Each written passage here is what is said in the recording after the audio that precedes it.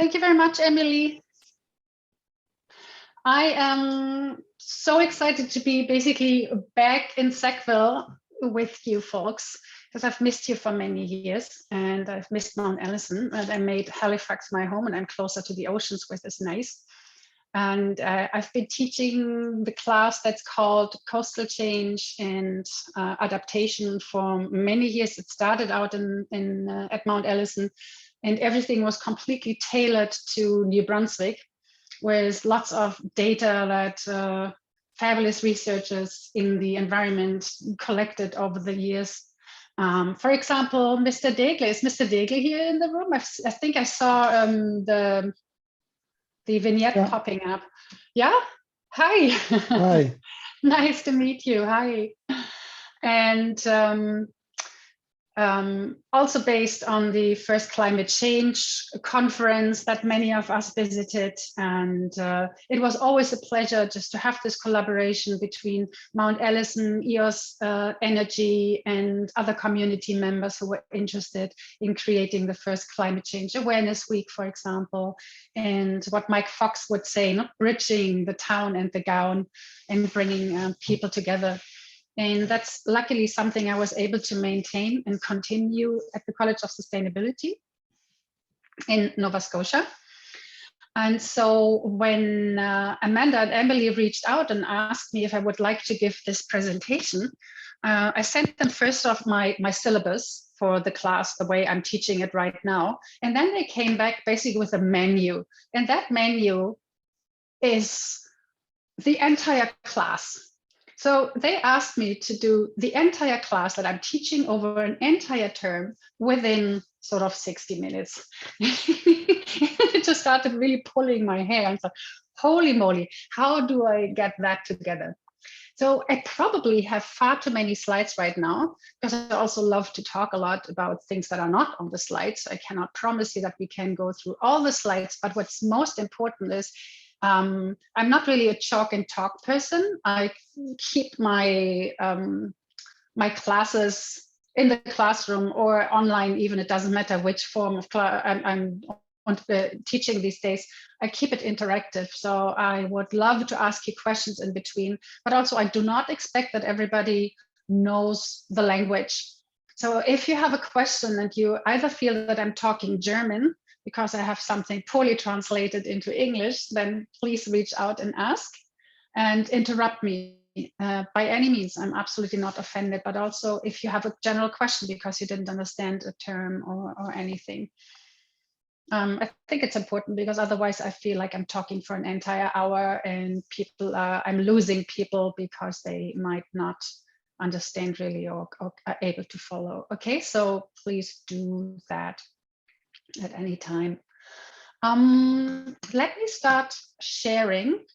Emily and I tried to figure it out and it worked, but I can only hope that it's also working for the second time. Can see my screen. If I do slideshow, present view, click, click, click, click. Can you see the title slide only now, or can you see my notes? Amanda, can you maybe confirm quickly? Yeah, no, it's perfect. It's as it should be. Awesome. It should be awesome. Okay, so I clicked the right buttons. Perfect. Yeah. So today it's a bit of an overview and a bit of a mix of everything. I am very much interested personally in how small coastal communities can adapt to climate change and in what creates resiliency for coastal communities. And so I love to look into the mental health issues that are getting more and more awareness these days. Of course, now I'm always trying to be updated with the climate models, but also I like to have a look in what our maritime provinces are dealing with when we talk about the impacts of climate change that we're seeing all now, and that is erosion and flooding.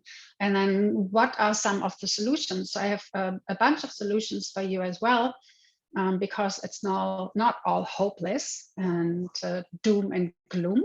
There are fantastic people working on awesome solutions. And I also want to talk a bit about mental health and impacts cities are experiencing because the numbers of the larger cities, urban centers are growing, and many of them on a global scale are in coastal areas. And no matter if we are in a larger city in urban areas or in smaller communities, some of these issues are the same, and we are going to be impacted in the same way. So let's have a look at that as well. And with that, I would love to ask you your very first question here. What is your personal interpretation of the coast? This is not an intellectual question. This is a total gut feeling. There's no right or wrong answer.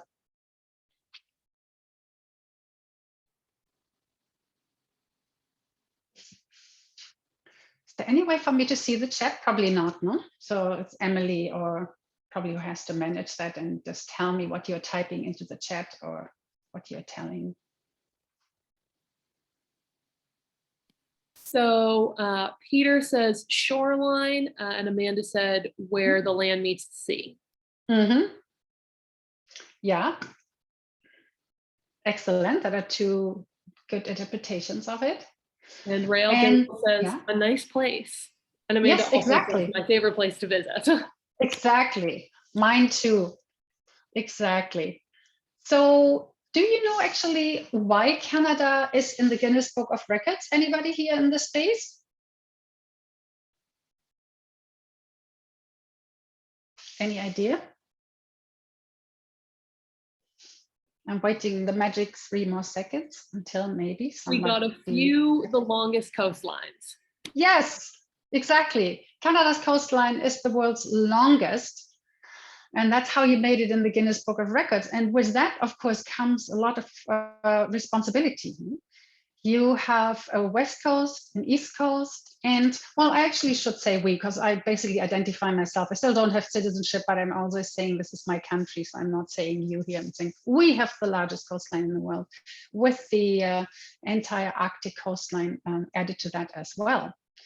So with that, as I mentioned, comes a lot of responsibility, and we cannot just isolate the coast from the ocean or the hinterland and what's happening actually further away from the coast, because the coast is basically the end point for all water. And with that, it's quite difficult to define and manage as a system.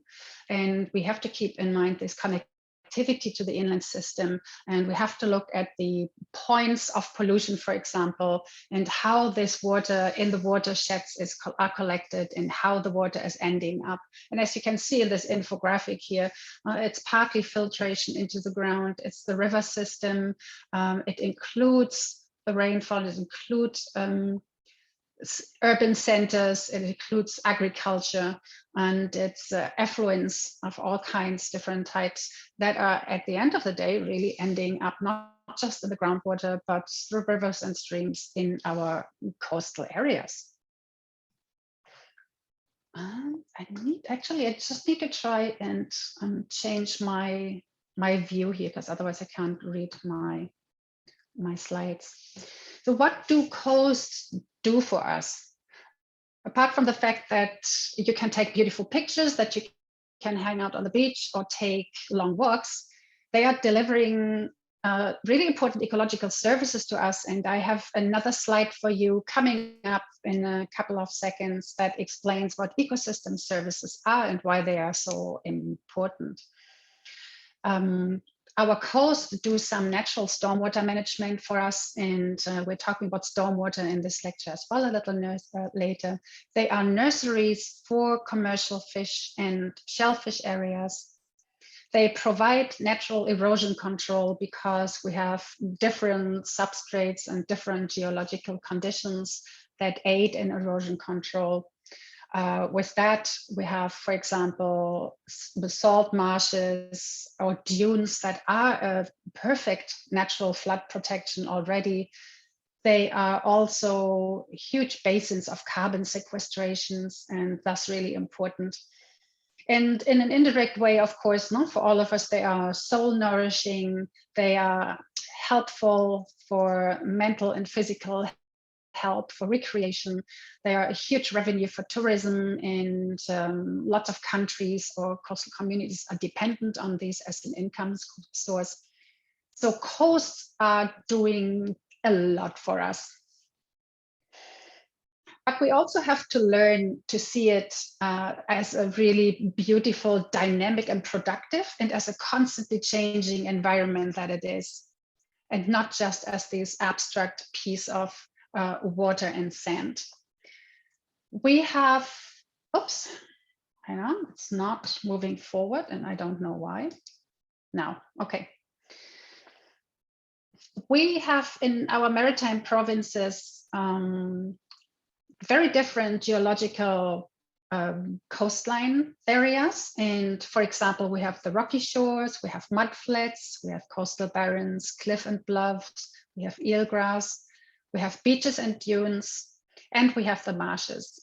And again, I always love to repeat it over and over again. Marshes, for example, and dunes are really important because they are the first in line to protect us from storm floods.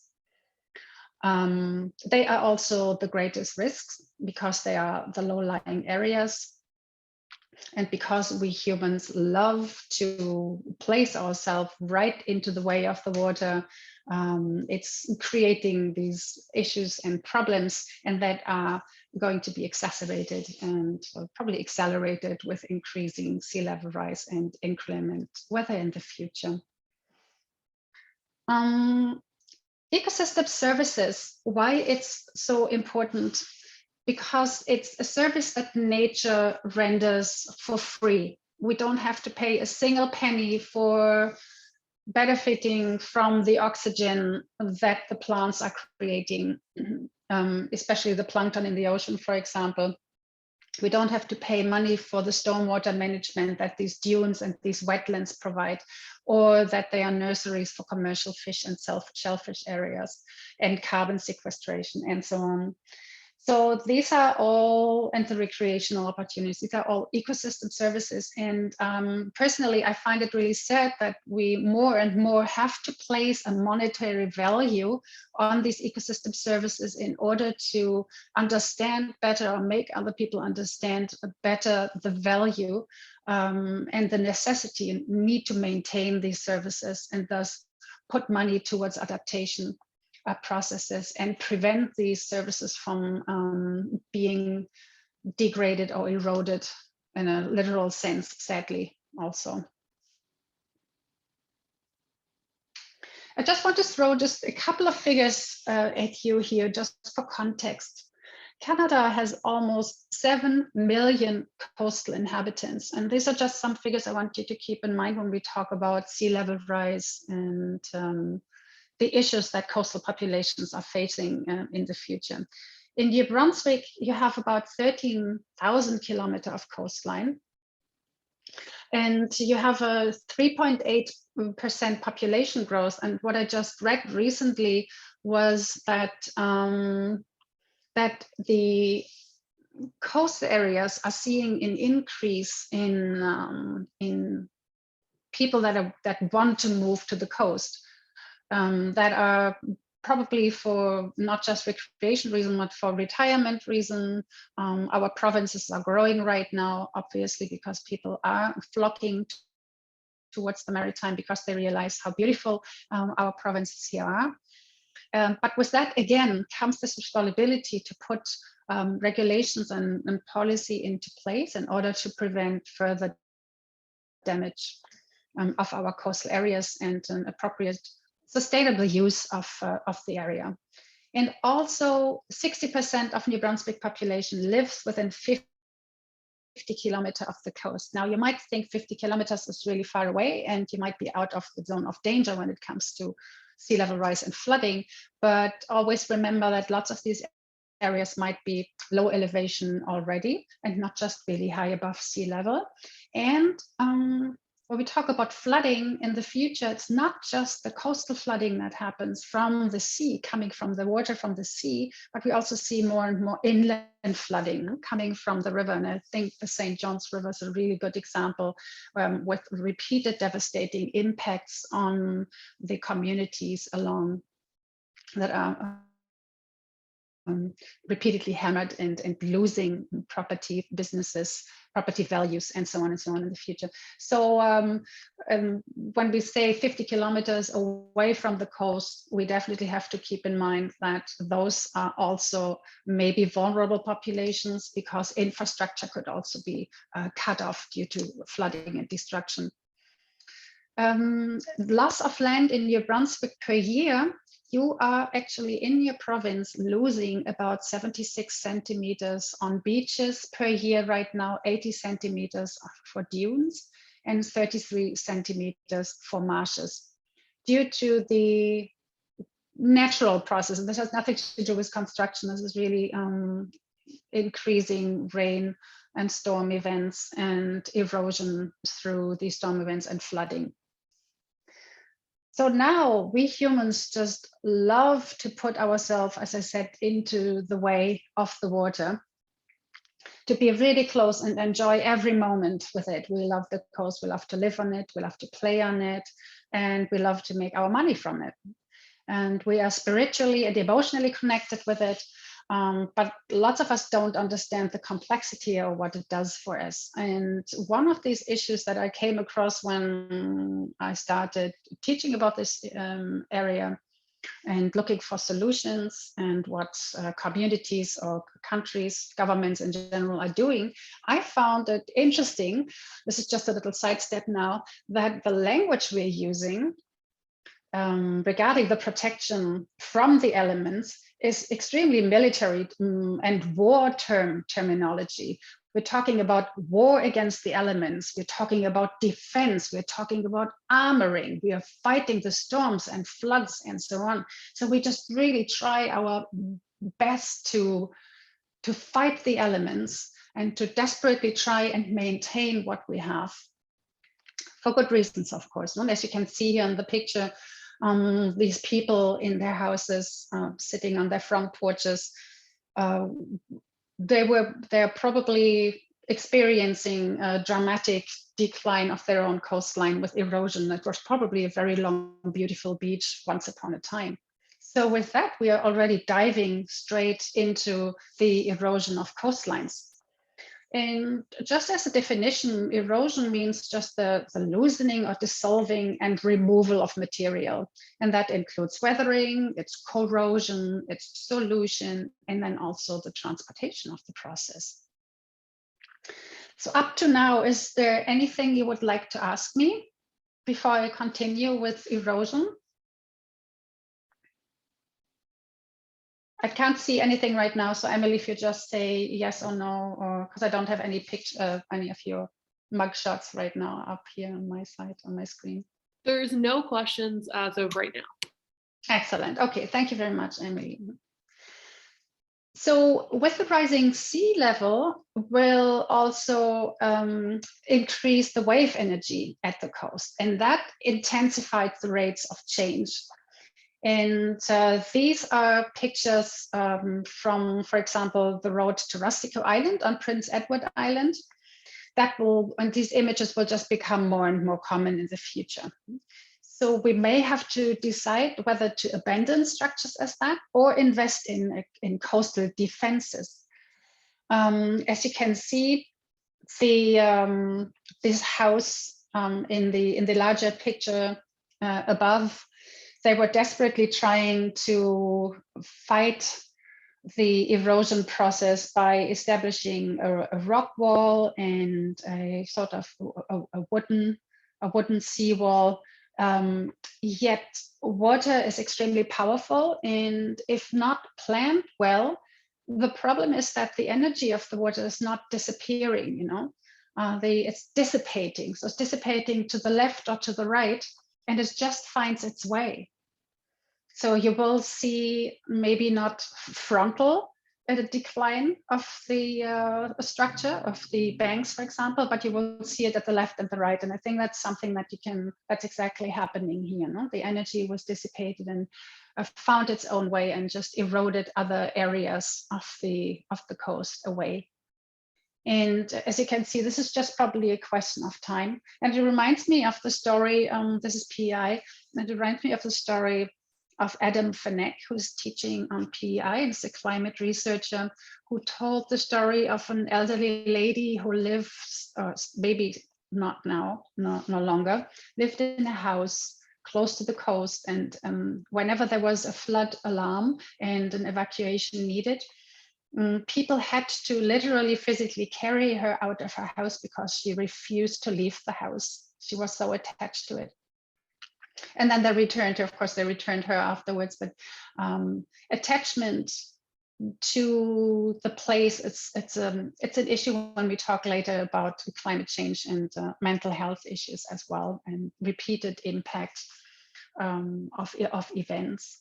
So when we look at erosion and ask about erosion and what is at stake really, and erosion, as I mentioned before, will accelerate due to the increase in rain and storm force in the future.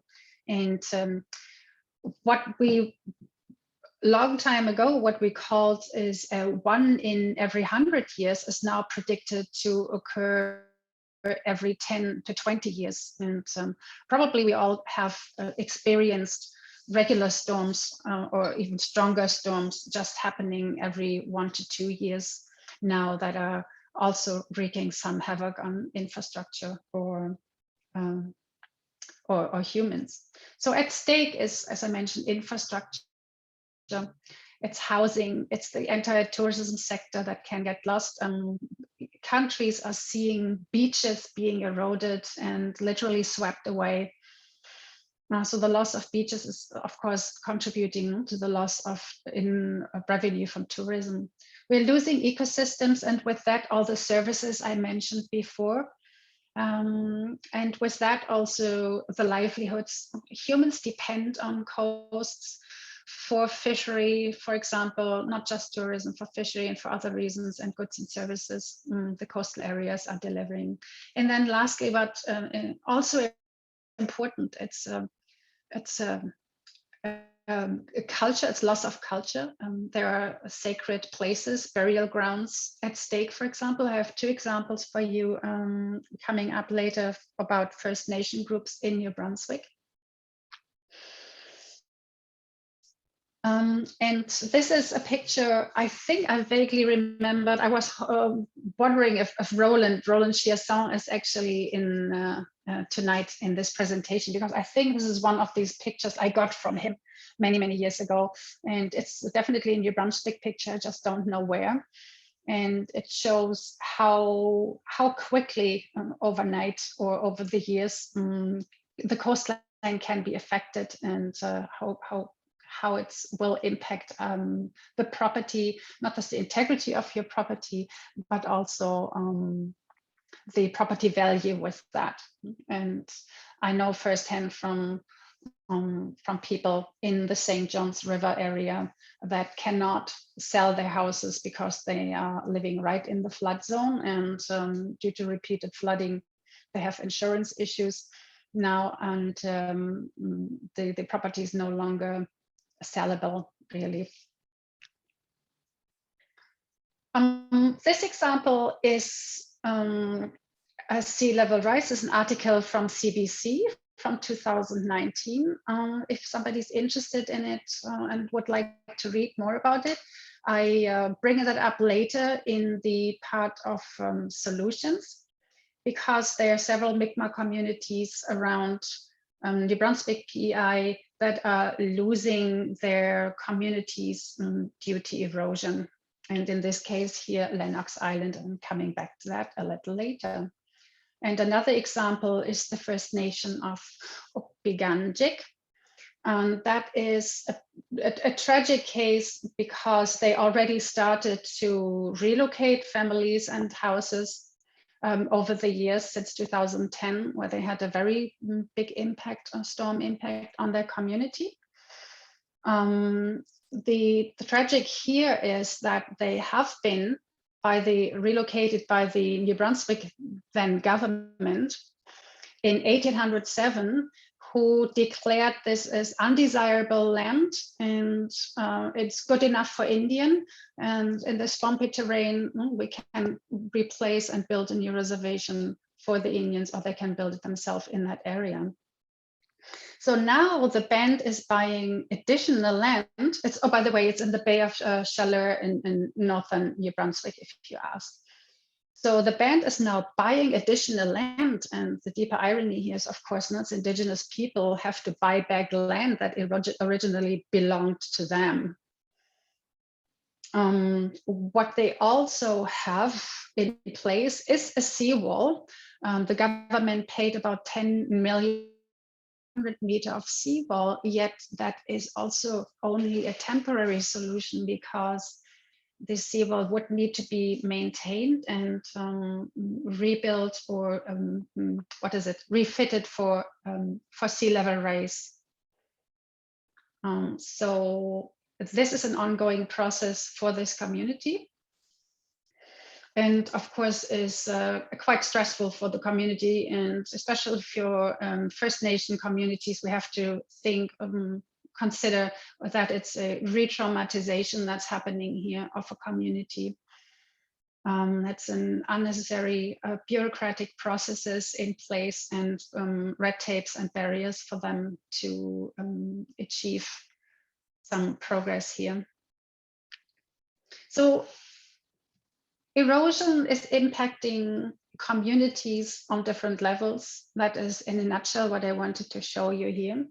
And that we humans are being put in the way, or we're placing ourselves in the way because we are enjoying the coast so much, but we are also constantly contributing to its degradation. And that's where, luckily, these days are more and more really constructive and progressive solutions are brought to the table for restoration. You have a dune restoration project in New Brunswick with the Boctouche dune, for example, to maintain these.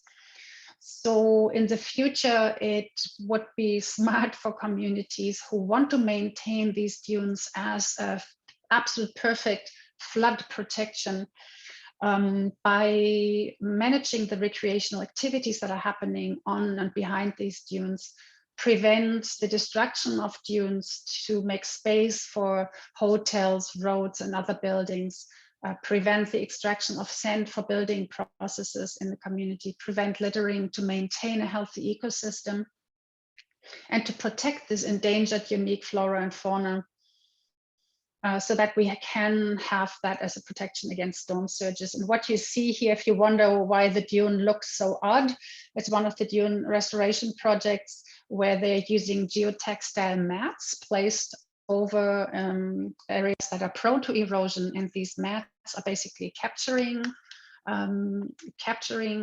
sediments, wind, through the wind process and sand. And special grasses can be planted or can replant themselves and reseed themselves in these little pockets and are more protected for a while until the dune can rebuild itself. But we also have to be aware that dunes are often mobile systems. So by placing ourselves in the way of a dune, that's also something that needs to be regulated in the future. When we talk about prevention methods and potential solutions, we have would like to point out a couple here now. But is there any questions so far? I just want to check in with you before I go to more coastal armoring and explain coastal armoring processes. Denise had added that a really similar thing had happened to the people in Fort Folly. They were originally on Dorchester Island and at Beaumont, she said. Ah, interesting. Okay, that's something I would like to catch up on. I have to make a note on that. Thank you so much. So coastal armoring means basically drawing the line. And I'm going to show you literally what that means with respect to shoreline hardening, drawing the line. Restoration can mean soft solutions, like what I pointed out, the maintenance, restoration of dune systems, restoration of wetlands, making space for wetlands, buying land, not for development, but in order to recreate a wetland in the area, for example. These are soft solution. Beach replenishment to a certain amount. Beach replenishment, it's a process that's very controversial in many places. It's absolutely necessary in order for the community to maintain the revenue flow from tourism, to get tourists coming. But beach replenishment can be quite, I could say abrasive, pun intended, but because the way it's replenished is often by dredging and pumping from the coastal areas, which means that it's detrimental to the ocean bottom and the ecosystems, of course. But again, when I talk to my sustainability students, sustainability means that we have to apply the lenses of a social lens, an ecological lens, an economic lens, and nothing is really black and white. And we have to see where we have to compromise in the future in order to help a community to thrive and not break under the pressure of climate change and loss of tourism, for example, when they are dependent on it. Abstention is do nothing, and adaptation, to live with it. And that's something I would like to point out more and more in my solutions, that we try to find methods in the future that are preventing shoreline hardening and drawing the line and coastal armoring. Again, marrying solutions that are including both where necessary. As historical property, for example, needs to be protected probably by seawalls, historical properties, and certain areas of coastal urban areas will need to be protected in with using coastal armoring, such as seawalls, rock revetments, sandbags, and whatever can be used. Yet, when we can prevent it, in order to maintain an ecosystem, we should look at soft solutions as well. And again, I need to point out here that people think often that we're just putting in money to build a seawall and then Bob is your uncle and it's quiet for the next 10, 20, 30, 50 years or a lifetime. It's not that. Again, the energy, the wave energy is not disappearing, it's just dissipating, which means the wave energy is finding its ways. And it's either scouring on the left or the right of the seawall, it's scouring at the bottom of the seawall, and it can overtop the seawall and then cause erosion on the other side. So even with the building of a seawall, lots of different factors have to be taken into consideration, such as the energy, the wavelength, and certain other impacts here. So now let me explain what all this hardening and drawing the line, what the impacts are and what that looks like. It's just, you see it in the upper part of this infographic, where the seawall has been built. We now create a barrier between two ecosystems that are naturally fluid. That would be, if you don't have the barrier, it would be a constant moving back and forth between these ecosystems, where the water meets the land and goes over into salt marsh and or into these types of dunes and grasses and so on. There are ecosystems that are overlapping, where both flora and fauna is used to both of these ecosystems, the aquatic and the terrestrial. If we put up a seawall, we are literally drawing the line and destroying the access of either of these ecosystems to interact. And thus we are losing biodiversity, we are altering physical the environment, and we are destroying this habitat connectivity. So we can see different species assemblages. We are creating habitat heterogeneity. We're creating a scoured turbidity environment due to the wave energy that's now hitting the seawall and is changing probably the bottom around the whole bottom of the seabed, and thus the ecosystem. I hope that makes sense to you, the way I explain it and the way it's here depicted, drawing the line is literally creating two different habitats now and no longer a connectivity. The second thing that shoreline hardening is also creating, or the implementation of a seawall, is something we call coastal squeeze. Because if you put up a seawall, the system can now no longer naturally migrate, because usually you would have the ecosystem adapting to a sea level rise or to the wave impact. Of course, not always, and I don't want to generalize here, but we could give it the chance to and assist it in different ways. But again, if we put up a seawall, now this ecosystem, like the marshes, for example, as you see in the lower picture, little green plants in front of the seawall, they're going to be now eroded away and swept away literally by the increasing wave energy and wave impact. So that is coastal squeeze and shoreline hardening, two terms you might have heard before, or I hope I could teach you something new tonight. With that said, again, I have to repeat myself here. There will be situations where we need to have seawalls. It will be inevitable to find a combined solution in order to protect whatever needs to be protected. And if it's done right, here's just an example for you. I don't want you to learn everything. You don't need to read the entire infographic here, but it's just an example from a report I found, for example, in Nova Scotia, where not just dump and run happened. Dump and run is when you unload a truck of rocks and gravel and pretend you built a seawall or a revetment.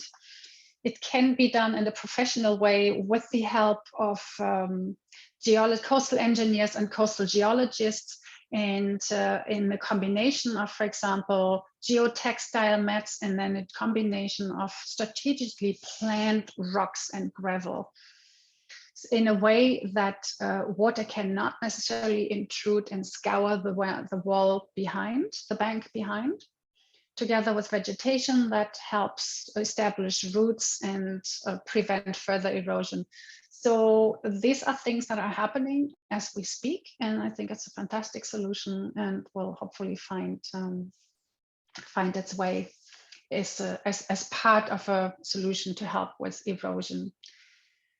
Costs of coastal armoring. Coastal armoring can be really expensive. It's often seen as a quick solution because we're seeing now more and more wave action destroying coastal areas. And so communities or local governments think it is a great idea, or even private on private levels, and they are just creating random seawalls or rock walls. However, they cost, for example, as I mentioned, in the New Brunswick indigenous community, where the government paid $10 million for 500 meter, and it needs to be maintained, and it needs to be built higher with increasing sea level.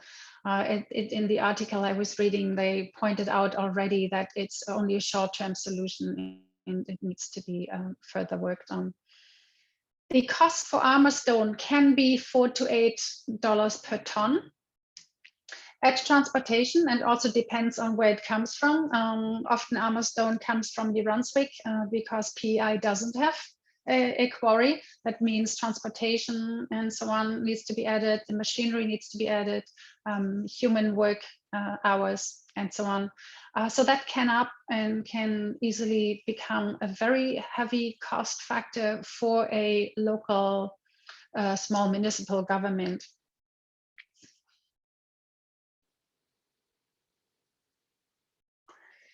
So if we look at these ongoing issues, we know that seawalls cost a lot. We know that sea levels are rising. We know that erosion causes these problems. We have a lack of coastal regulation across the board. We have sub-municipalities with regulations, some without. Some uses are regulated and some other regions are not. And this does not make a unified protected coast, neither do we even have a unified language for the problem. This is, for example, I actually, that's interesting. I just saw a glitch. Sorry that I'm stalking you. I just saw a glitch in my slides. As an example, I wanted to give you the, for example, the lack of provincial support for living shorelines. It's a fairly new concept that's not yet been adapted everywhere. And I also wanted to give you the example of the Lahave River infill, which is, you can see in these pictures. So that means if you have enough money and you insist on building your property right on the river, you can afford to create this infill. It's also something we're seeing now, and the Halifax population was actually advocating against an infill in the arm to increase property and thus property value and build right on the spot where they would like to have. This is in so many ways controversial when we talk about climate change, sea level rise, increasing storm floods. It's not just this private property that's at risk, but it's also the police and fire people's responsibility to take care of potential evacuation, provide emergency care and information for the people that are living in these areas, and just insisting on building in this area. So again, this is something I like to show to my students and discuss with them.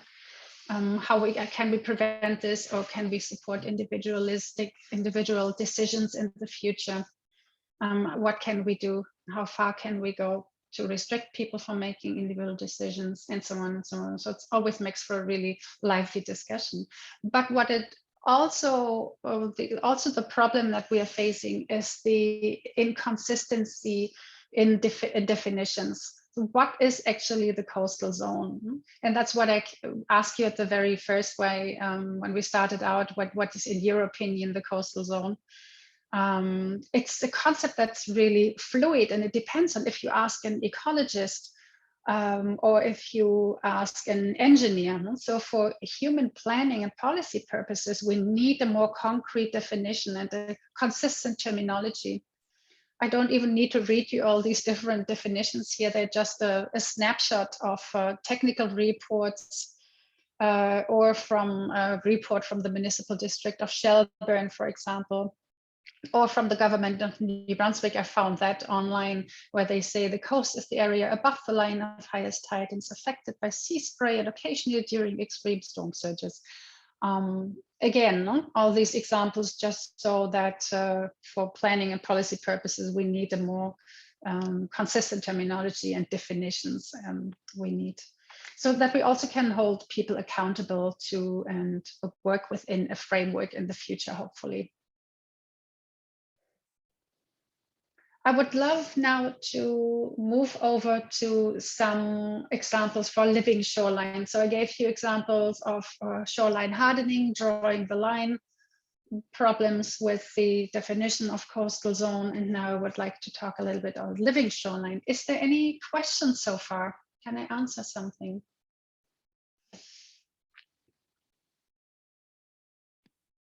Denise had mentioned, what about riprap? They're using it along the Petitcodiac River now since the causeway gates have been opened, and I have concerns about toxins leaching into the environment and how that method affects wildlife. This is a case I'm not familiar with. I would have to read more about it and learn about what the coastal conditions are. So I don't want to do just a blanket statement and just say I either like or don't like it without any contexts. So this is an example for a living shoreline component for Mahone Bay.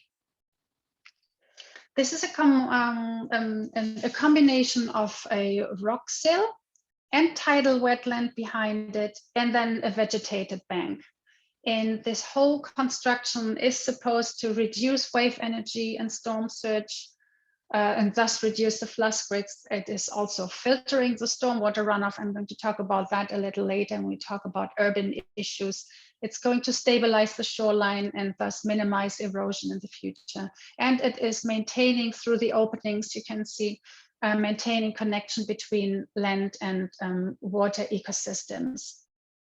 So this is an example for Mahone Bay, and another example I really like is that's happening, and some of you probably have heard of a colleague of ours from St. Mary's University. Her name is Danica van Proostie, and she is working on fantastic projects where just the old Acadian dikes are opened and salt marshes recreated. So make space for the water, and we are learning how to live again with the water instead of fighting it, which is a quite interesting concept, especially for New Brunswick. I know that I've been away for too many years now. I'm not really updated on how the state in this province is right now.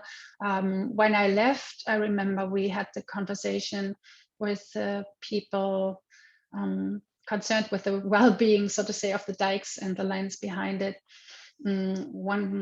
Considering that the maintenance of these dikes is extremely expensive, and it will be in the future a very expensive endeavor to build them up to withstand sea level rise. So I would love to hear more from people maybe in the audience who can talk about that later. But this is an idea here now. This is in Nova Scotia dike. So rather than building dikes higher to keep the sea at bay, open them and letting the water flow through and create flood zones. And thus also prevent the high costs in the future from building dikes to race against sea level rise, or making room for wetlands is the project. There are, in general, we have different opportunities. And when it comes to policy responses, which we will need in the future, a better and more policy and regulation, we want to talk about adaptation and not just about mitigation, because mitigation is repair versus prepare. Mitigation is often communities that don't create resiliency or are not able to create, this is no judgment, are often just lagging behind, and it's going to be a question of survival and versus thriving. Adaptation can lead to resilient communities that's hopefully thriving and not just fighting for survival. So adaptation means we prepare for extreme weather conditions, we prepare for extreme events such as flooding. And one thing that we are extremely proud of in Nova Scotia is we are getting the Coastal Protection Act. This was introduced in 2019. It's the first in Canada, and it reflects a consultation process with over 13,000 Nova Scotians. And what's happening right now is that the Department of Environment is working with industries and municipalities on new regulations, and also trying to catch as many loopholes as possible. And it will be probably still some time before the regulations are completed and the act is proclaimed and enacted, but it does hopefully, well, that's my dream at least, and some other people's dream, it's providing protection for vital coastal ecosystems. It will hopefully eliminate inappropriate coastal development to protect places and people, and it will hopefully preserve the dynamic and resilient nature of our coast to withstand climate change. So some of the other examples are what I have for New Brunswick. And I hope this is still valid, that you also have some coastal zone policy.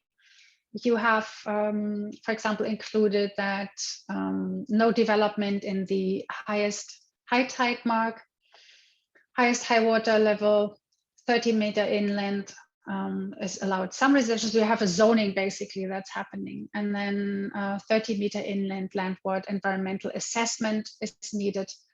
And prohibited in all zones are groins and infilling, dredging, beach quarrying, causeways where bridges are possible. If any is here in the audience who can add to that after the presentation, I would be super happy to add some more information to that. So this is all just to say that I'm very hopeful that we are going into the right direction.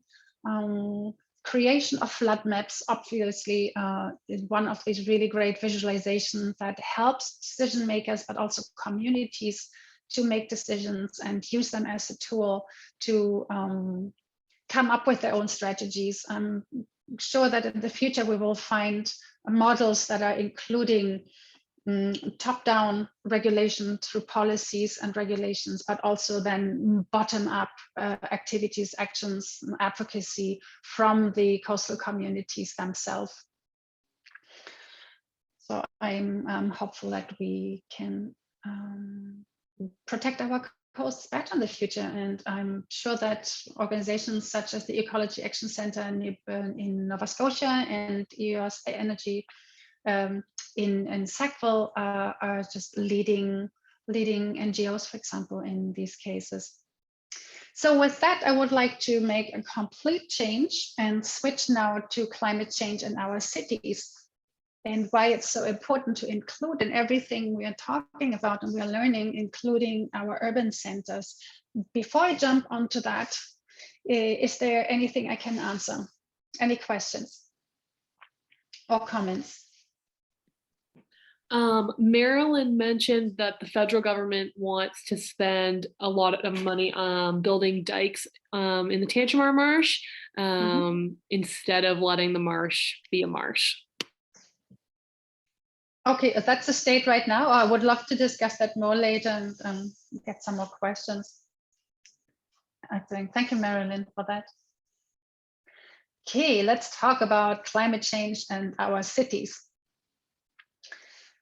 The scenario is that our global population will have grown to about 11.3 billion by 2060. And up to 12% of these will be living in the low elevation coastal zone. And most dramatic, the increases we are seeing, population increases, will be along the coasts of Bangladesh, China, India, Indonesia, and Nigeria, which includes many of these countries that have produced the least contributed to climate change and sea level rise. Yes, their populations will be the most impacted. And with that, I'm always emphasizing the need for collaboration with groups in these countries to make sure that no one is really left behind. We need a better exchange of technology and knowledge with these countries in the future. This is just to quickly show you the big fat dots are the cities of 10 million or more, which are also called the mega cities, and these mega cities are growing. And when we talk about adaptation now to climate change and sea level rise, we're not just looking at these big fat red blobs, but also we are focusing on the over 60 cities worldwide that are growing in economic importance, and they're also coastal. And a growing economic city urban center means that there are people flocking and to these areas because they are hoping for a job and a better livelihood.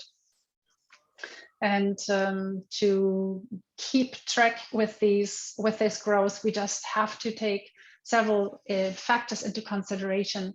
For example, the growing demand in concrete, and you might just raise your brows now and ask, why is she talking about concrete? But I'm getting there in a second. We're talking about the increasing amount of rainfall, growing urban areas. We have growing informal settlements. I'm trying to use the term informal settlements instead of slum because it's just giving the humans in these areas often, it gives them some more dignity for the circumstances in which they find themselves in these growing urban areas and centers and the need to find place for living. And with that, also with the growing demand in concrete, growing urban centers, we have the increasing heat now we are seeing with climate change, no droughts, heat in many areas, especially in the global south, but also in our areas. I mean, you remember probably, everybody knows somebody in Toronto or Quebec over the past years that have suffered from extreme heat in the cities, and how that impacts our health.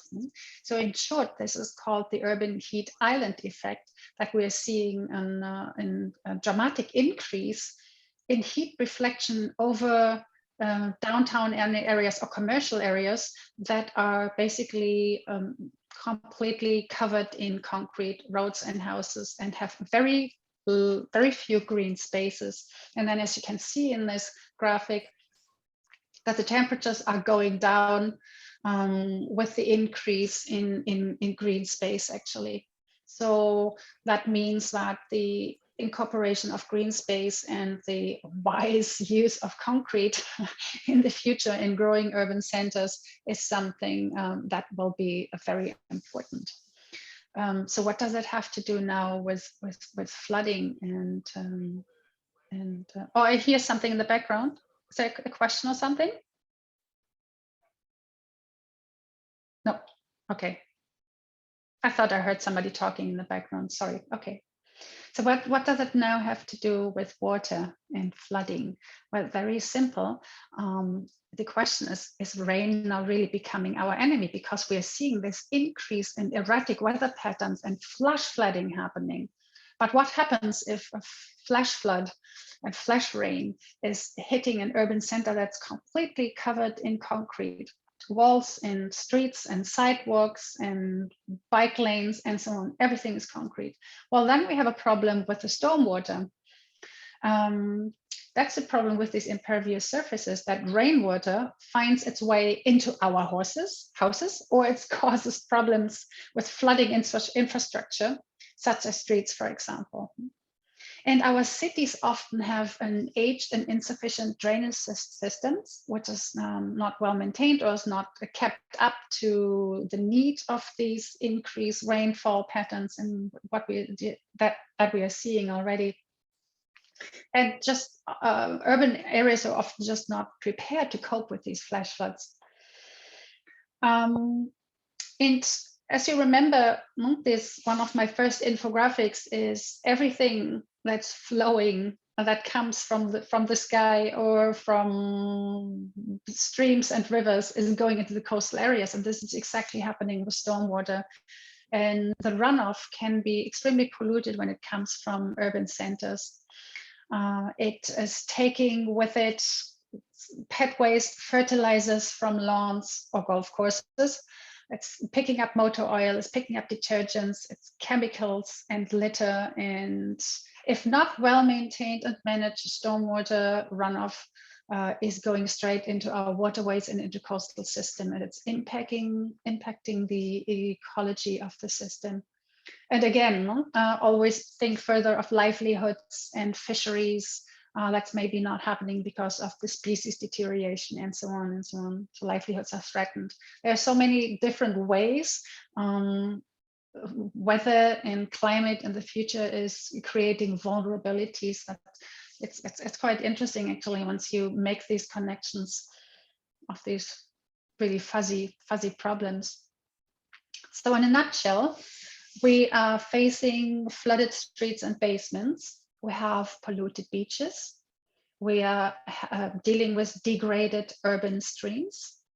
We have a ruined aquatic habitat and dead fish after storm events, often because of the polluted water or the sewage that's mixed in the water because of the sewer systems that are half stormwater and half sewage systems, the drainage systems. We have stressed aquifers that are no longer replenished because of impervious surfaces in urban areas.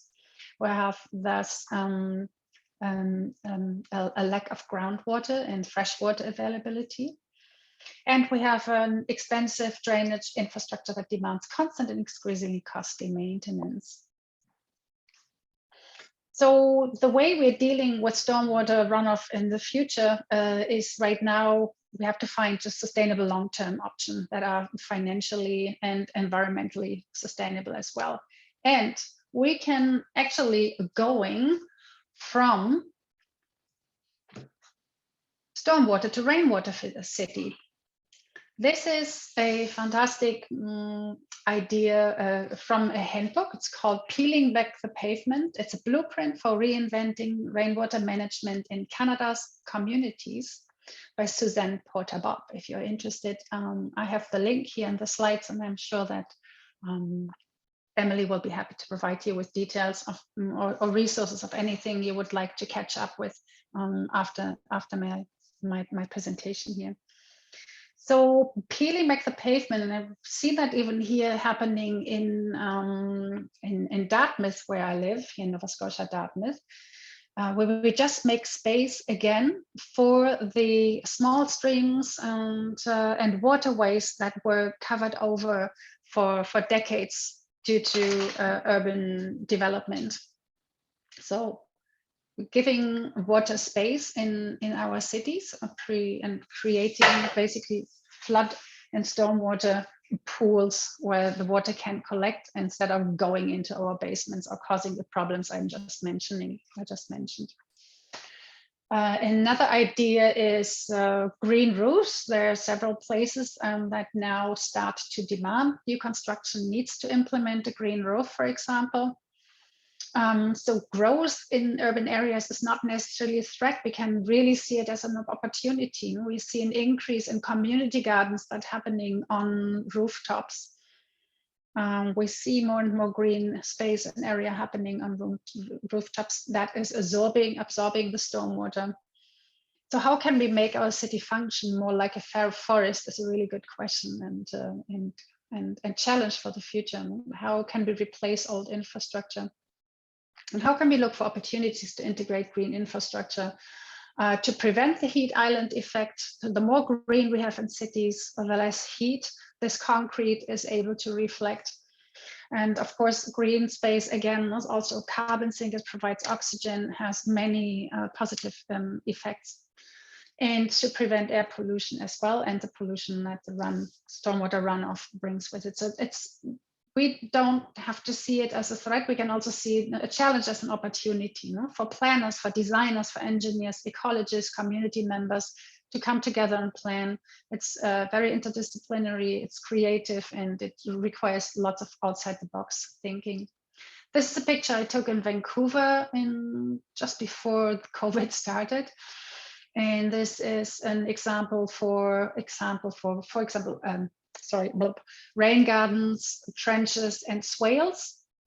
Just any space that can be turned into a capture place for water, including native plants, preferably native plants, of course, that can also create an ecosystem for bees and pollinators. So again, we have multiple functions and multiple positive effects when we just use nature as a solution in our urban areas and just start to rethink how we create the spaces. And then last but not least, super simple, of course, rainwater harvesting. We can put simple rainwater barrels in the backyard. I remember, I think, Amanda, didn't I win a rain barrel many years ago? Didn't you have a competition? Yeah, no? Ages ago? Yeah, we've done a few things in it. DIY workshops, and we just have a brand new rain barrel fundraiser bulk purchase that was just announced today.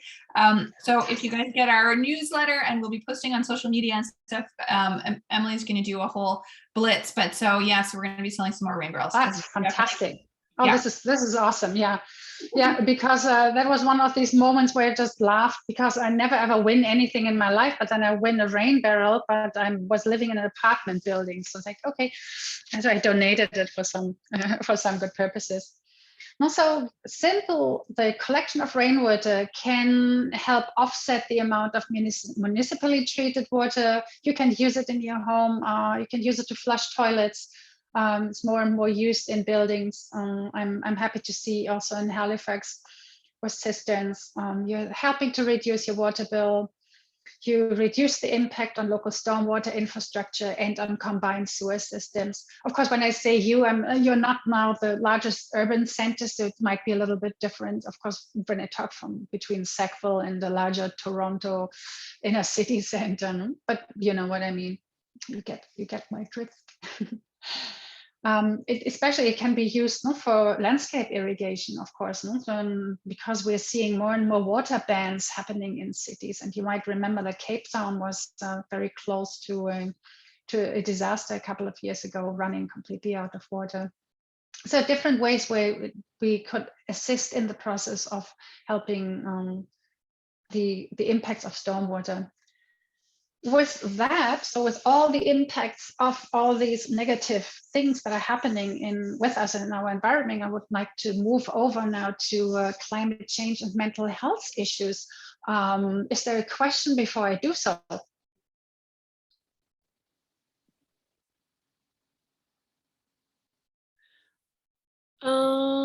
Sorry, I'm getting lost in the messages.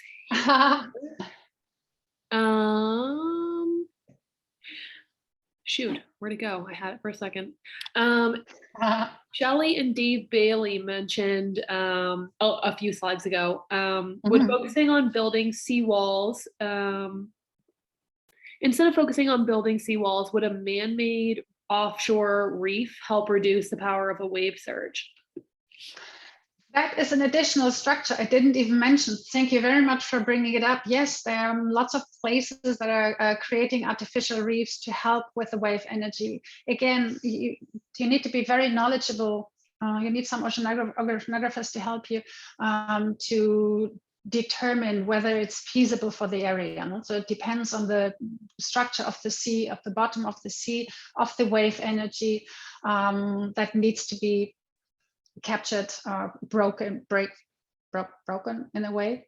Oh God, it's a long day. I just start to think more German than English here. So please let me know if you don't understand what I'm saying, or if I say something really funny. But yeah, in general, it's a fantastic extra. And in many countries, it's even used for experimental purposes to help and take the pressure off the natural reefs.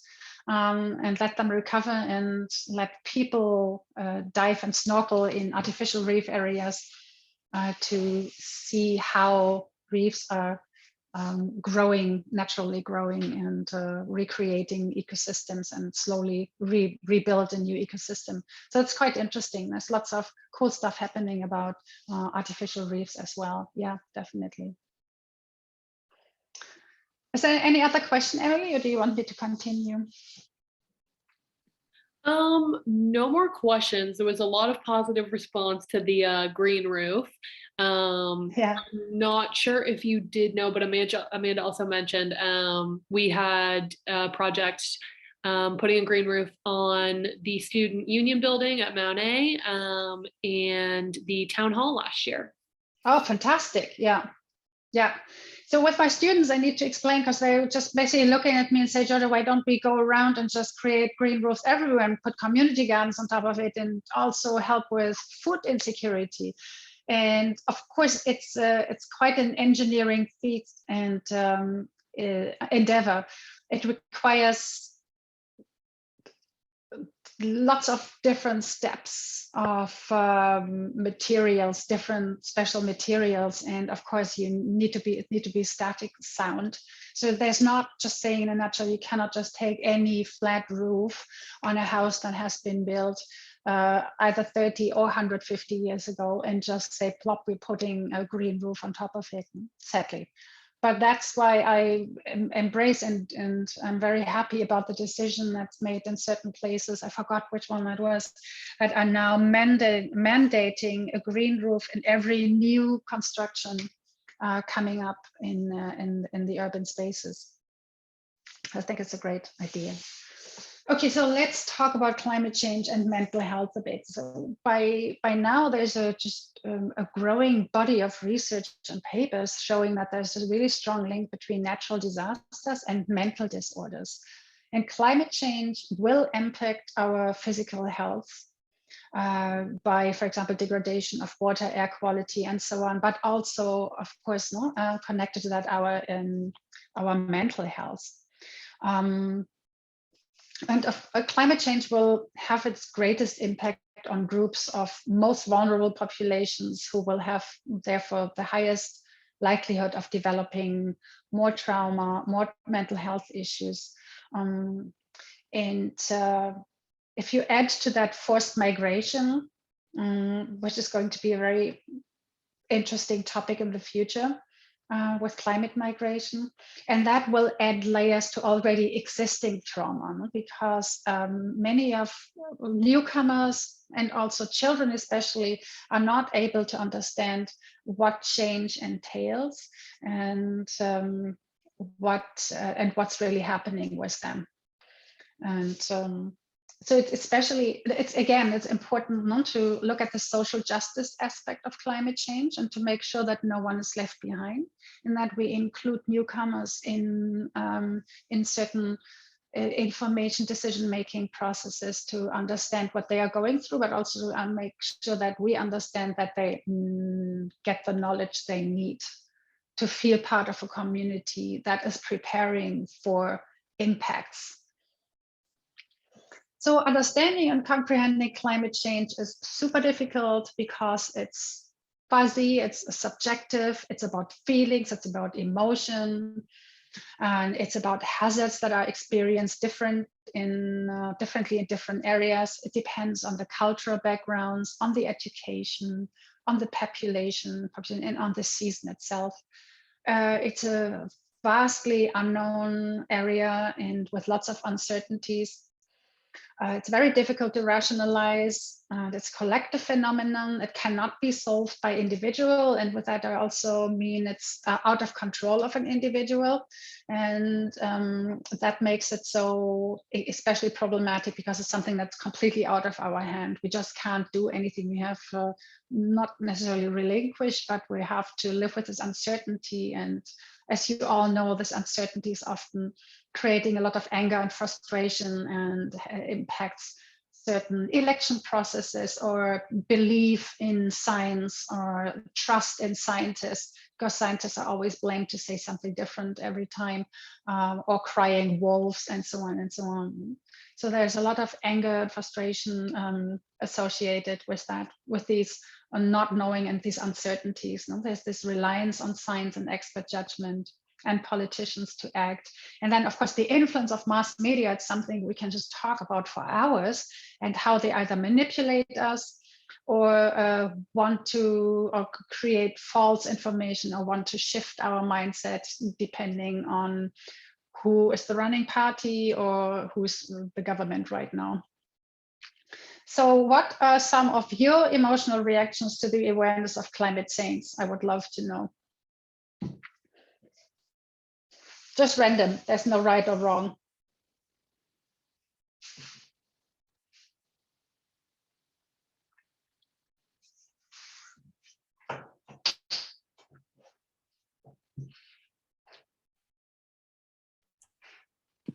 There's a few people looking over their computers typing right now. Just give it a second. Yeah, okay. While we're waiting, I feel like I can speak for myself at least. Yes, please. I feel like, especially for people like younger, like my age and like my brother's only 16, I feel like there's a lot of like grief and fear with climate change, especially we're growing up to probably never see the polar bears like throughout our whole lifetime kind of thing. Like there's a lot of stuff that I think is gonna affect like our entire lifetime, which I think is like a unique experience that we're gonna see a lot of more severe things like throughout our entire lifetime kind of thing. Eric also said, worry for the younger generation. Yes, yeah, exactly, yeah. While I'm waiting for your answers, I can also just quickly relate to when I talk about the growing body of evidence, for example, more studies coming out after Katrina, and that are showing that many victims suffer from what we now know it's PTSD, and it's related to a climate event. So there are higher rates of suicide attempts, high rates of suicide completion, high rates of depression, but in many cases also with heat waves, sadly associated domestic violence and child abuse. And so when we talk about this physical preparation of climate change and coastal armoring and all this, we really have to create time, space, and resources to talk about our physical and the mental health and what climate change will bring in the future. And not just the flooding events, but also something like heat waves, for example, or the fires we are seeing, you know, that's, it all affects us on different levels. Okay, Emily, throw it at me. What are they saying? I thought those statistics were super interesting, by the way. But Nico said, frustration towards the inaccessibility of information and data beyond certain academic spheres and lack of resources. Yeah. Excellent. I love that part. Yeah, that's great. So I'm just adding probably what you are typing or thinking. Fear, sadness, depression, anxiety, helplessness, hopelessness. I remember, Amanda, that I got an invitation for you. You did some courses, classes, seminars, whatever you want to call it, for grown-ups and for children, no? About climate change, anxiety, and related issues, right? We did a few years ago, yeah, with Iris Community Counseling. Yeah, we did that for people working in the field, for teachers, for parents, for kids. Yeah. That's excellent. Yeah. The general public. Yeah. And all of this stuff that you're saying is everything we heard. I mean, we saw a lot of tears, a lot of just a lot of emotion, and a lot of people who were maybe the only ones in their circle of friends or family who were feeling this way. And so it was really powerful that for them to come together with other people who felt the same way and to share and connect and stuff. And so, and then also to sort of find some ways to turn that stress and worry into action. And then that's where hopefulness comes as well. And you get at that resilience sort of side of things and how we can reimagine our communities too. So fantastic. Yeah, absolutely awesome. I'm so glad that you can offer these sort of services. And so in the future, these effects will probably, with climate change, will be gradually and cumulative. And cumulative means not associated with repeated exposure to threats of disaster that's coming over and over again. And the connection to climate change, especially in vulnerable populations, is often not clear to those that are affected. So the broad public health implications are anything from food security and nutrition to water, air quality, disease monitoring, housing and shelter, education and awareness, healthy child development, mental health services, and so on and so on. That we need to keep in mind when we talk about the health impacts from disaster and emergency. And these can be what we call psychosocial effects. That means they are adverse psychological and social outcomes of a disaster or emergency. And these can be on the individual as well as the community level. I think Amanda just phrased it quite nicely. On a community level, you have also something like outdated emergency plans, shortage of mental health resources, or access to at the time of an event, and then the repeated exposure to disaster or crisis. That would be example for a community level. Psychosocial effects, post-traumatic stress disorder. This long list that I'm coming up here, and I read a really interesting paper on impact on children that even after 3 years after Katrina were tested again, and still a significant percentage of these children that has been diagnosed with PTSD from Katrina still had experienced trauma after several years. So it's going to be also a long-term, right? It's not just a quick fix and a band-aid that can be attached to it after an event happened. It's so important that we also talk about what's happening when we think about deterioration of family relationships as a result of mental illness, of family separations due to death, hospitalization, the violence I mentioned, or evacuations that are happening repeatedly, maybe. Really important, the deterioration of social or cultural supports that lead to poor mental health that's further determined not just by the event itself, but also by the displacement, the constant fear for family members or friends. Maybe you lose your employment, you lose possessions, or even the pets.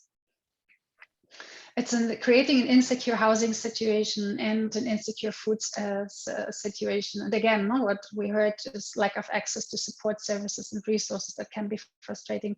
And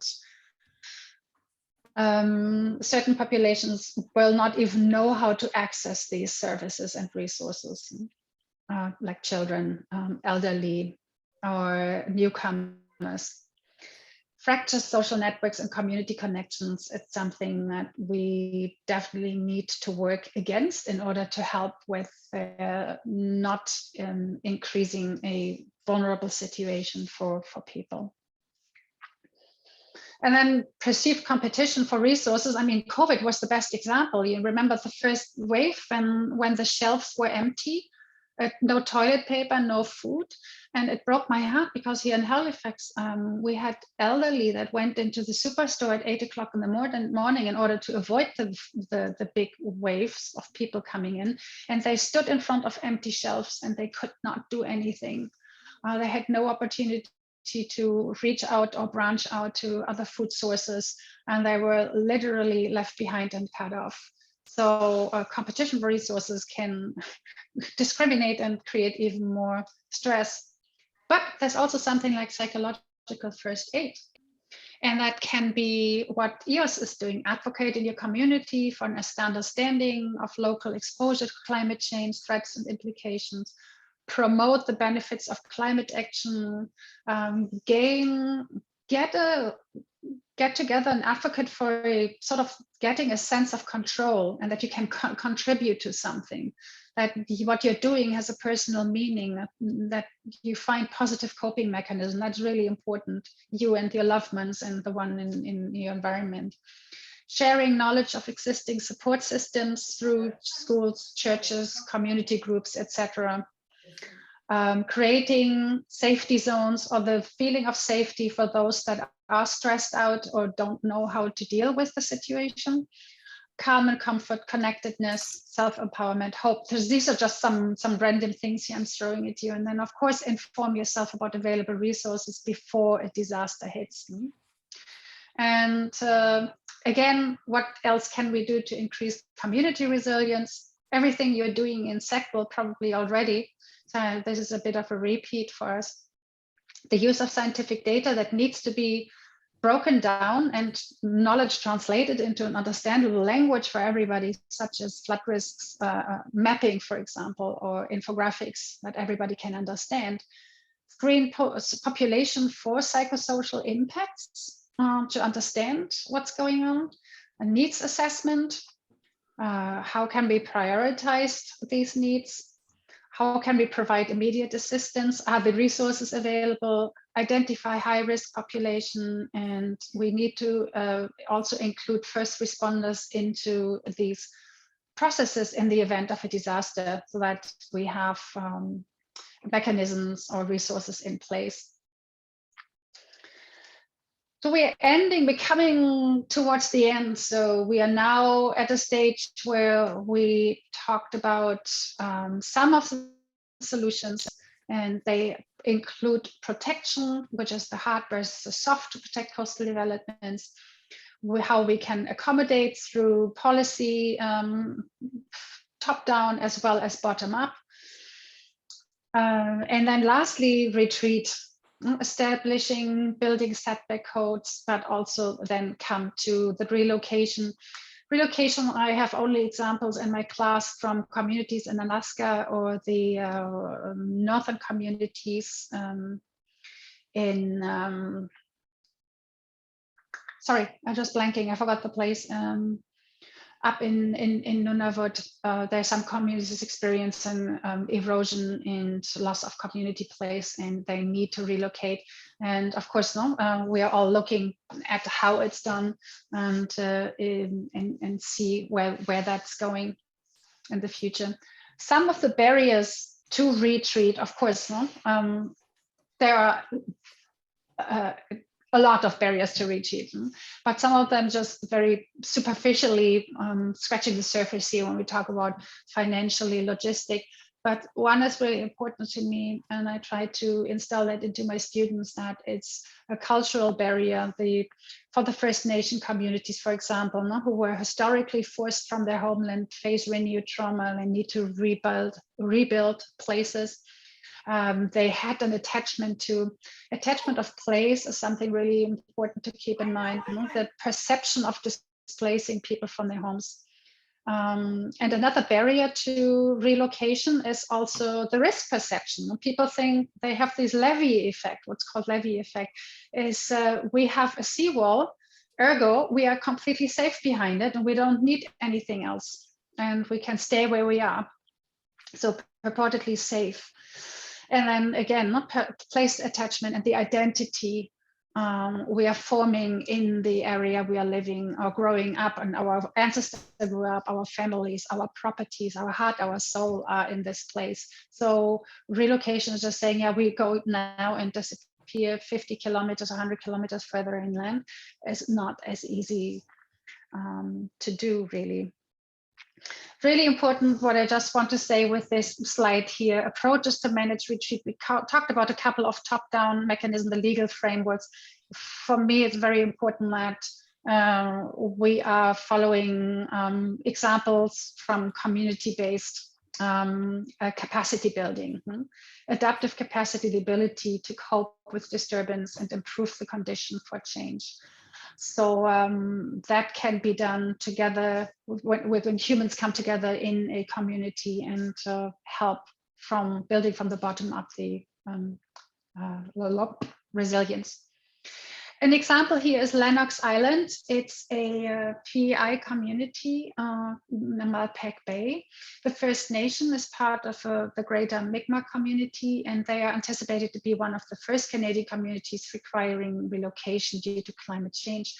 They, despite all the barriers, they managed to do a community mobilization. And this is a really good example. Because of the geographic location and geological makeup, they will be gone. The 200 acres of that land will be gone soon. And they have a lot of houses and infrastructure at risk. And they also experience already saltwater intrusion, which is problematic, because the island is dependent on groundwater for its drinking supply. So they use the community-based approach to come together. They used a survey of historical uses by the Mi'kmaq people. They identified resources and partners and stakeholders in Malpeque Bay and collected useful resource data. They are defining a common vision for the bay, which includes the community members, both First Nation and other stakeholders. And they are also rescuing artifacts and mapping and establishing a historical report of the area and their sacred places or what's important to them. So rescuing of artifacts from the ancestor before they are submerged. And that has been successful so far. I'm following them with great interest to see how that's working out in the future. And I hope it's working. I wish them all the best. Let's summarize a little. What is at risk? What does it mean to live near the coast now and in an uncertain future? We're asking what is at risk and what needs protection and from what. We want and need to protect our coastal ecosystems because they're delivering free services and millions of livelihoods around the globe depend on them. We need to protect the infrastructure at risk. We want to create resilient communities. We want to maintain or create or save properties in culturally important places. Individuals are at risk. Lots of individuals are belonging to vulnerable populations, and we have to make sure that no one is left behind. We're dealing with climate change and sea level rise. We're dealing with storm flood and coastal flooding, with erosion and inland flooding, and the increasingly erratic weather patterns. So you see, this is a huge jigsaw puzzle, and it's really difficult to just put everything together or hope to get it together for you in just one seminar here, this one lecture. But I hope I was able to give you a little bit of an overview of these intricate pieces that we're trying to connect of these, and give you a bit of a holistic picture, because basically is that every $1 spent on climate adaptation is probably saving up $7 in disaster relief later. And that's why it's so important to look at different solutions, make space for not just water, but also make space for alternative ideas and outside the box thinking. Make sure that we put resources, money for resources in place for mental and physical health, which will be difficult because we still have to fix and mitigate and lag behind and just repair, and yet have to put money forward in exactly this progressive thinking and planning for creating for the resilient communities. We have the tools. We don't need to invent the wheel, really. There are lots of regulations we can build on and policies. So we don't need to start from scratch necessarily. We have the institutions, we have the agencies willing to step up. We have a diversity of solutions already available. And we have an increasingly well-informed population thanks to institutions or organizations such as EOS, and initiates grassroots movements and is concerned with building resilience in your own small community. So in my opinion, we need to change our relationship with these powers in nature, change the thinking, change the language, and start to think holistically. For millennia, indigenous people were moving back and forth with the flow, literally. We really have to step up and include indigenous perspectives in our planning and the conservation efforts and in policy making, for example. So we want adaptation and this thinking of thriving versus surviving. We don't want to lag behind.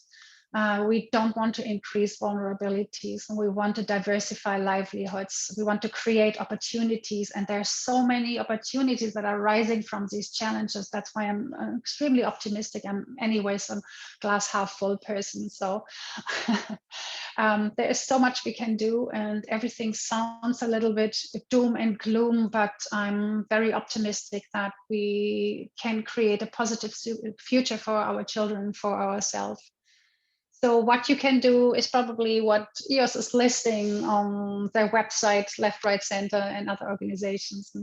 Look out for local events and workshops, add your voice and call for coastal legislation, meet with your MLAs, go and pester them, do petitions, call them on the phone and ask what is in place, what we should need. Help create pressure on issues. There are lots of positive examples of bills prohibiting, for example, plastic beads entering waterways now in Canada. That was something that came through very, very quick, thanks to the power of the masses, literally. Engage with initiatives, NGOs, and so become an activist and advocate. And last but not least, make sure that no one is left behind. And that's it. Thank you very much for your attention. I hope this made really sense for you. This huge jigsaw puzzle that I was literally throwing at you, which is like 4 months of classes. Hope I didn't lose anybody. Okay, that's it. I'm ending the show now.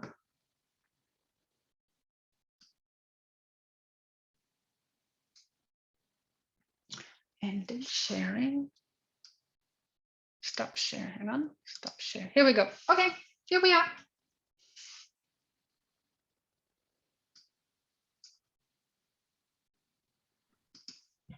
Well, that was great, Georgia. Thank you.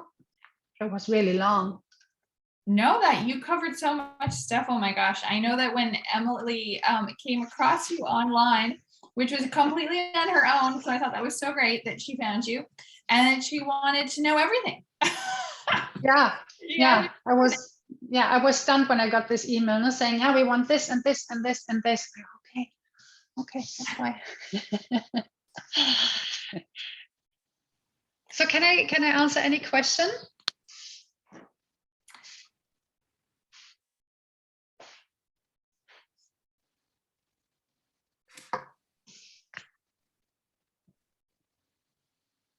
Well, maybe, I mean, well, I don't want to jump in if other people have questions, Yeah. but they're still silent. So what do you think we can do in New Brunswick? Like, I want to hear a little bit more about the history in Nova Scotia of the Coastal Protection Act, because in New Brunswick, I think, as far as I know, we just have policy. So what's your advice for New Brunswick and for us as a nonprofit and for community people listening in? Like, well, you know, how did it come about in Nova Scotia, or what can we do in New Brunswick to kind of push it? So the story I heard is I'm friends with Samantha Page, who was then working as the coastal and climate person for the Ecology Action Center. And she was one of those people who were pushing the not yet in place,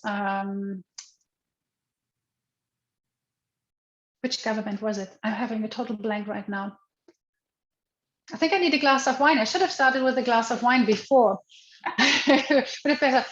NDP, I think it was the NDP not yet in place, and she basically pressured them to make a promise to start working on a Coastal Protection Act when they get into government. And with the need, made clear that we need a cohesive regulation and cohesive policies, because we're seeing in in Nova Scotia, these infill issues happening and development in coastal zones, illegal infill in smaller pockets of wetlands, and so on and so on. And with that, there was just a bunch of people who started to advocate for it and really pressure the government.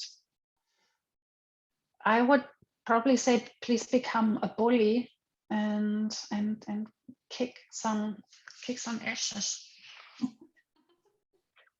Yeah, well, I mean, so many of the things you said, it was so timely, as Marilyn said, and I guess she had to leave the call, but like she mentioned, the Shignecto corridor study and the results of the engineering analysis done there, right? So those three options were around shortening the dikes and raising them, raising the existing stretch of dikes, including some sheet metal kind of materials as well. So there were a lot of different options explored, but I guess those were their top three, but they were just looking at sort of hard engineering solutions. So, you know, they weren't looking at salt marsh, they weren't looking at natural options.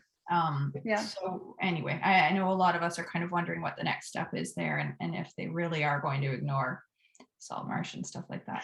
Yes, it is. Oh my God, it's such a controversial issue, right? I mean, if you need to convince the farmers that own the land behind the dikes to be on board, you really need everybody on board. You can just not dig a hole into a dike and then say, no, we need floodland. I mean, and then oh, no, go ahead. No, I just wanted to say, what I know from the Nova Scotia project is that the fields, the fields behind the dikes were suffering already from saltwater intrusion and repeated flooding, and thus made it less lucrative for the farmers. They couldn't use it for haying or anything. Problems with using that as feed, as a feedlot, feeding stock, and so they were on board eventually, but it took quite a while to convince them, of course, because again, it's old, traditional, in family hand property, that you just don't give up for a crazy scientist coming in and say, we need to make space for wetlands. We want to create a wetland here. Can we please have your fields? Yeah, for sure. We actually had Danica present this past January. Excellent. So excellent. We did a whole series on natural infrastructure, and so Danica presented on making room for wetlands. Really great. Yeah. I wish our governments would provide in the future financial incentives for landowners or crown land or whatever land to just leave it, you know. Mhm. Don't let it become development. Yeah. Um, Yeah, for sure. And your comment too about the levee effect, I hadn't heard it called that before, but that I know there are some people worrying about that in our area too. So if they end up building higher dikes, and there's that perception that, oh, we're good in this area now, we don't have to worry anymore.